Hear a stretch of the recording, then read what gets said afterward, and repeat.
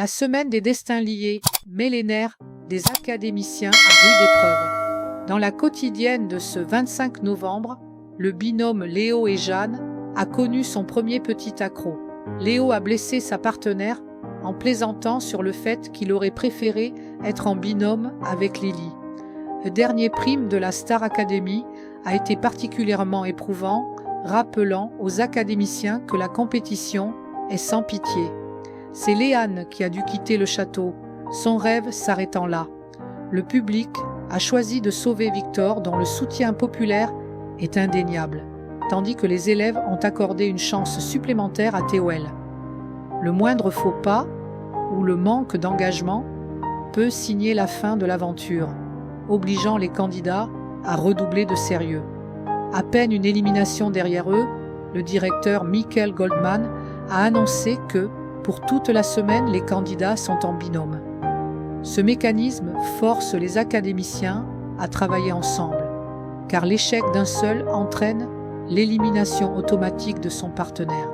Cette règle vise à tester leur capacité à s'entraider sous la pression, mais crée inévitablement des tensions et des frustrations autour des affinités. Pour le prochain Prime, les binômes vont donc devoir redoubler d'efforts et de cohésion, d'autant plus que le prochain Prime s'annonce spectaculaire. Des stars internationales vont faire le déplacement comme Tina Arena ou encore Gims, le chanteur français à la notoriété mondiale. Chanter avec de tels artistes demande une préparation sans faille et une entente parfaite au sein des duos. L'enjeu est donc double, non seulement éviter la nomination, mais aussi honorer ces duos de prestige. La quotidienne de ce 25 novembre a montré les difficultés de cette nouvelle donne. Les téléspectateurs ont ainsi pu découvrir l'intensité des cours, notamment ceux de Jonathan Jeanvrin. Son cours de danse exigeait de travailler une chorégraphie contemporaine à deux. Le cours de chant a également mis les élèves à l'épreuve, où ils devaient allier leur voix et harmoniser leur timbre. C'est pourtant en dehors des cours, durant leur temps libre, que les premières petites tensions de la semaine ont éclaté. Tandis que les élèves tentaient de décompresser, Léo a voulu taquiner sa partenaire de la semaine, Jeanne.